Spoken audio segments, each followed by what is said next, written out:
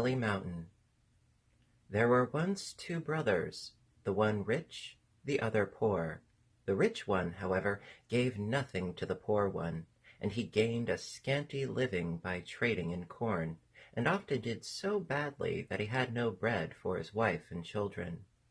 Once, when he was wheeling a barrow through a forest, he saw on the one side of him a great, bare, naked-looking mountain, and, as he had never seen it before, he stood still and stared at it with amazement.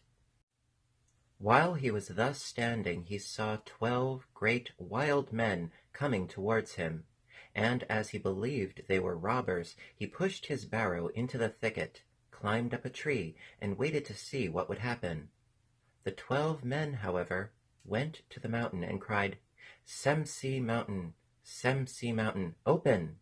And immediately the barren mountain opened down the middle, and the 12 men went into it, and as soon as they were within, it shut.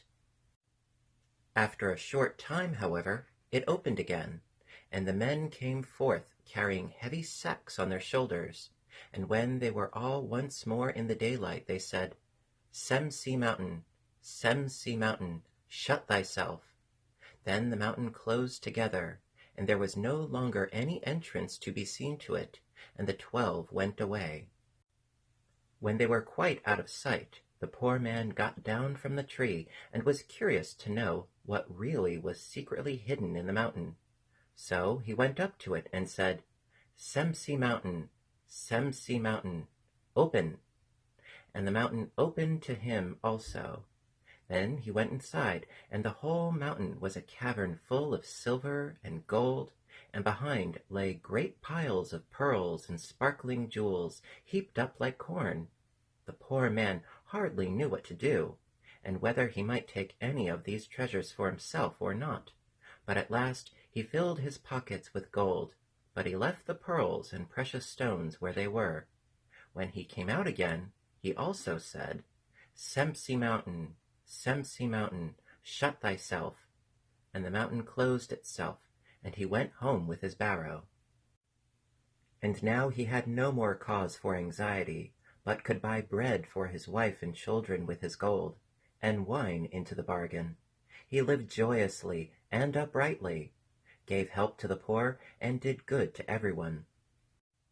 When, however, the money came to an end, he went to his brother, borrowed a measure that held a bushel, and brought himself some more, but did not touch any of the most valuable things. When for the third time he wanted to fetch something, he again borrowed the measure of his brother. The rich man had, however, long been envious of his brother's possessions, and of the handsome way of living which he had set on foot, and could not understand from whence the riches came, and what his brother wanted with the measure. Then he thought of a cunning trick, and covered the bottom of the measure with pitch, and when he got the measure back, a piece of money was sticking in it. He at once went to his brother and asked him, "What hast thou been measuring in the bushel measure?" "Corn and barley," said the other. Then he showed him the piece of money, and threatened that if he did not tell the truth, he would accuse him before a court of justice. The poor man then told him everything, just as it happened. The rich man, however, ordered his carriage to be made ready, and drove away, resolved to use the opportunity better than his brother had done, and bring back with him quite different treasures. When he came back to the mountain, he cried, "Simeli Mountain, Simeli Mountain, open!" The mountain opened, and he went inside it. There lay the treasures all before him, and for a long time he did not know which to clutch at first. At length he loaded himself with as many precious stones as he could carry. He wished to carry his burden outside, but as his heart and soul were entirely full of the treasures, he had forgotten the name of the mountain, and cried, "Simeli Mountain, Simeli Mountain, open!" That, however, was not the right name, and the mountain never stirred, but remained shut. Then he was alarmed, but the longer he thought about it, the more his thoughts confused themselves, and his treasures were no more of any use to him.